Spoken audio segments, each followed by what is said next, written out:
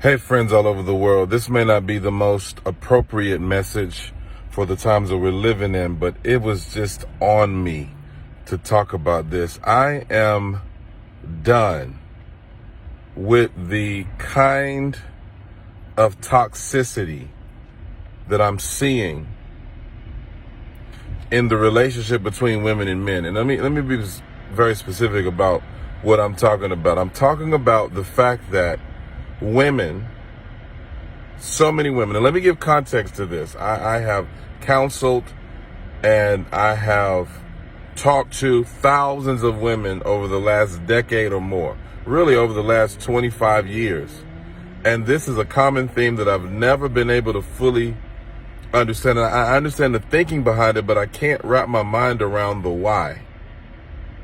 Women choosing toxic men.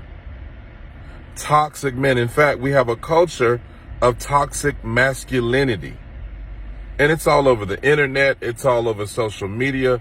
What we call manhood is deeply fragmented. There is a fragmentation in our understanding of manhood as a culture. And as a result, we have an epidemic of women who choose men who are actually their children. Hear what I'm saying on this. They're choosing men who are their children. Their children spiritually, their children emotionally, their children financially. It's all over the place. Christian women especially, they're the number ones. They're the ones, it's like we have this thing to where they choose men that are beneath their maturity level, beneath their spirituality, beneath their economic potential.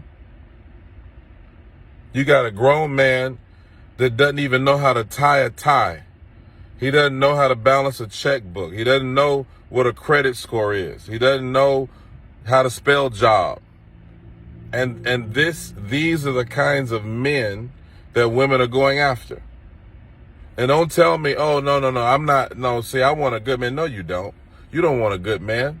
Now, some of you do, but a lot of you don't want a good man. You want a boy. You want a child. A man boy. You shopping at Thugs R Us. And then what you do is 10 years later, if you make it that long, you're the one that want to sign up for counseling. You're the one that want to go, to retreats, and you want to, we need counseling and we need prayer because I just don't know what's going on in this relationship. I can tell you what's going on in a relationship. You married a child.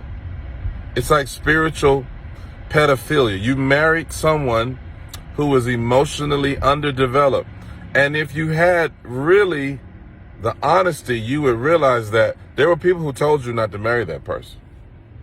There are folks that told you not to marry him. This is sexy. This is cute.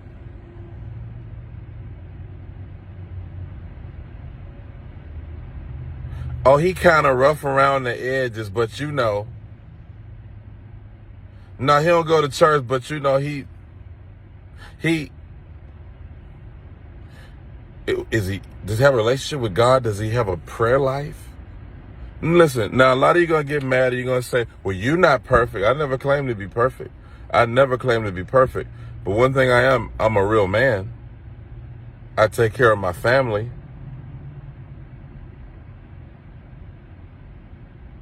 You got to drive him everywhere and you got to do this, and he's using your car and living in your house.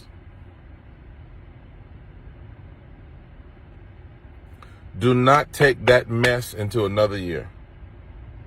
And here's the last thing y'all gonna say. You're gonna say, well, no, why don't you talk to the men? It's the men. It's the men. It is the men. It is the men. And I've made videos about the men. But at some point, I'm talking about women who are spiritual, women that have an understanding,